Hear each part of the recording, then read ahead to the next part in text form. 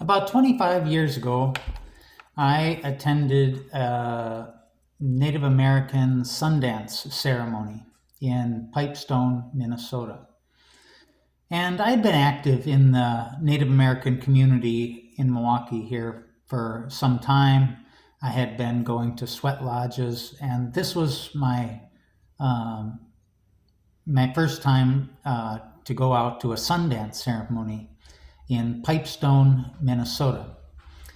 And Pipestone, Minnesota is named after the red stone that comes from that area where the ceremonial pipes are made, the bowl of the pipe. It's this red stone called pipestone. And I was very attracted to the Native American community, and in particular these ceremonies. I had been going to sweat lodges for some time, and I just really loved the connection to the earth, and the whole notion of praying with your body.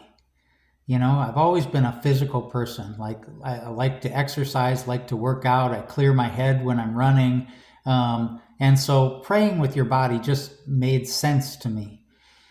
And also,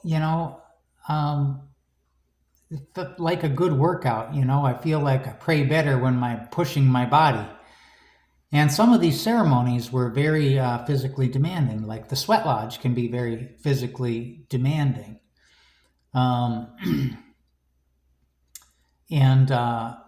there's this notion, that's part of the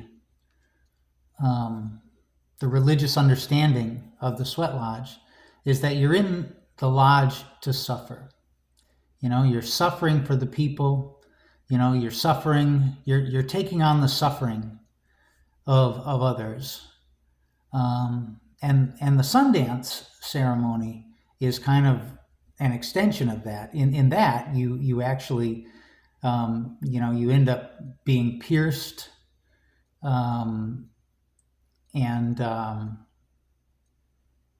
And so it takes it to a whole new level, but still the same idea that you're suffering for the people, and you're offering sacrifice for the people. And I was always drawn to that notion of sacrifice in religion, and it may be part of the reason I entered the seminary too. I was drawn to that notion of sacrifice. So anyway, I'm at the Sundance, and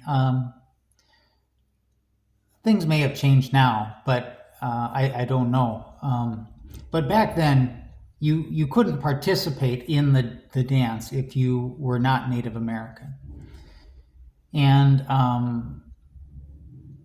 and there was a whole series of preparation that you had to do to participate in the dance. So I was there as a supporter, not as a dancer. And but part of me would have liked to have danced, to have participated in that sacrifice back then. Anyway, I would have wanted to have been able to do that. And anyway, there was a time during the ceremony where they were giving away pieces of the pipestone to anyone who would want it, to any of the supporters. And you can't just take the pipestone, it has to be quarried by people who are Native American, and I believe you have to have a permit and all of that. And so they can quarry it and they can give it away. And so they were doing this giveaway of the pipestone, and anybody who was there to support, who wanted a piece, could get in line and get one. And I really wanted a piece of pipestone. I remember that. And so I got in line to get me a piece of pipestone.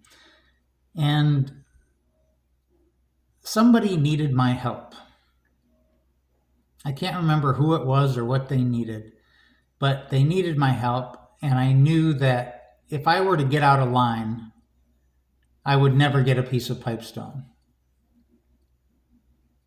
And so I was wrestling with this. Do I go and help this person, or do I stay in line and get the pipestone and then help them later? And so anyway, I got out of line and I went to help this person with whatever they needed. And I was kind of bummed out, but I thought, this is probably what I should be doing. So I didn't think too much about it. But then later that day, somebody came up to me. This woman came up to me, and she said, "I have something for you." And she gifted me this great big piece of pipestone. And she said to me, she said, "I knew you would have wanted this. And I saw you get out of line to help somebody. And so I got this piece for you." And I was just very touched by that. If I would have stayed in line and got my own pipestone, it wouldn't have meant very much. I mean, but the fact that somebody witnessed me making a sacrifice without wanting to be acknowledged for it, even, aware that anybody noticed, but that someone did, and, knew me well enough to know that I would want that. It was a very, very touching moment. It really was one of the most memorable moments of the whole Sundance experience.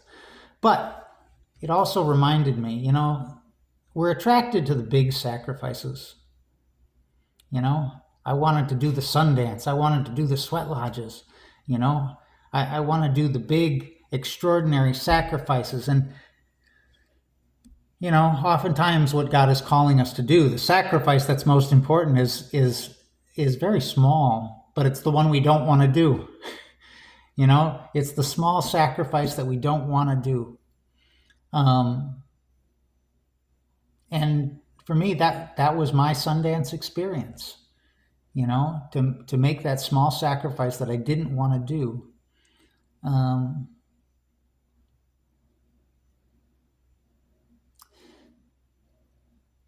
So the readings there, the gospel readings here for Lent, that kind of had a similar theme, and it's God saying, I don't want your sacrifices. I want a contrite heart. I want you to love your neighbor, and those things come with sacrifices. Those are not easy, all right? But, they're not spectacular either. They're very ordinary, they're very mundane, they're very daily, denying our selfishness on a daily basis. And not to be aware, I'm sacrificing, I do this. Like the gospel reading today is of the Pharisee and the tax collector. And the Pharisee is telling God all the great things he does, all the sacrifices he makes. I tithe and I do this and I do that, and aren't I a great person?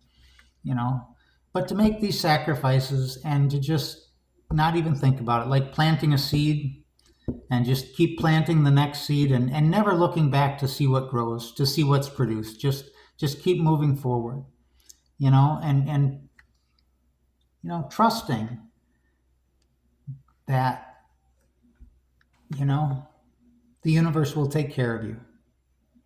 So that's what I take from the readings today, that it's not the spectacular sacrifices that we're called to make. He says your bulls and your burnt offerings are always before me, and they mean nothing if you don't offer them with a contrite heart and in a good way. Deny your selfishness. Take up that cross. Deny yourself and follow me. Amen.